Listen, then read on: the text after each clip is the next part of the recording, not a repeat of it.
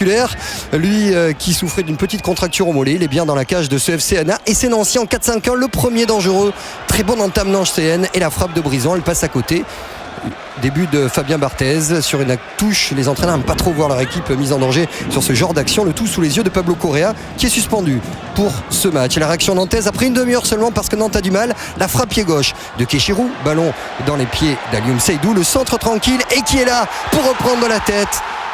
Le buteur nantais, le voilà, Mamadou Diallo, lui qui avait très peu joué sous Georgeo et le disait parce qu'aussi il le dit lui-même, il n'était pas prêt physiquement. On apprécie la qualité de centre de Seydou et la tranquillité, le relâchement de la part du Malien qui joue intelligemment. Il oblige Macaluso à reculer et peut-être faire faute et il marque. Grégorini est battu, lui qui prend beaucoup de buts, ça fait 7 déjà en 4 matchs. Mais on vous l'a dit, cette première mi-temps elle est plutôt pour Nancy avec un trident offensif qui fonctionne avec Dia, avec Fortuné ou Brison. Dia pour Fortuné qui est contré la partie de Billard et qui est là pour reprendre. Eh bien c'est Jonathan Brison, l'homme à tout faire du couloir gauche de Nancy qui le plus logiquement du monde ramène l'AS Nancy-Lorraine à la hauteur des Nantais. Bien sûr la déception de la défense nantaise, on le rappelle, c'est la plus faible, celle qui prend le plus de buts en Ligue 1 en tout cas. Ça s'explique peut-être sur cette partie de Billard, un peu de malheur défensivement mais beaucoup de passivité qui vont bien sûr faire enrager Fabien Barthez. Match tactique très fermé, alors on se délecte de quelques gestes comme ce petit pont de Mickaël Chrétien ou la double inspiration magnifique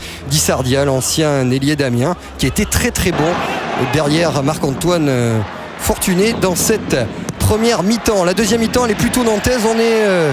dans le premier quart d'heure, l'ouverture elle est belle de Kéchirou pour Diallo qui va marquer, non il touche le poteau, on va voir tout ça au ralenti. D'abord le petit ballon piqué par Kéchirou, dribble contrôle de la part de Diallo et derrière poteau, résultat c'en n'est plus de ce tableau publicitaire. La déception du Malien, Nantes qui souffre toujours défensivement même si le ballon est nantais avec Benjamin Gavanon qui récupère une première fois, il était pied droit alors il revient pied gauche, le centre pour la tête d'André Luis Silva et qui est là sur la ligne pour suppléer Fabien Barthez. C'est Mauro Cheto, même en jouant bien ce qui est le cas de Nantes dans cette deuxième mi-temps, il y a toujours cette fébrilité, il faut surtout pas perdre, casser cette dynamique, a dit Michel Derzakarian que l'on voit très volubile, sorte de contraire de Jafet Endoram qui lui de temps en temps se lève pour replacer ses hommes et notamment Emers Faé que l'on voit balle au pied, on joue depuis 74 minutes et regardez ce que fait Emers Faé, c'est tout simplement fabuleux, un but qui n'est pas sans rappeler un raid solitaire réalisé il y a quelques saisons du côté de Rennes, l'Ivoirien qui fait tout sur ce coup là. D'abord le bon ballon de Cheto qui disait il faut être patient, l'ouverture on sait jouer au ballon, il faut attendre les joueurs décisifs, on les a.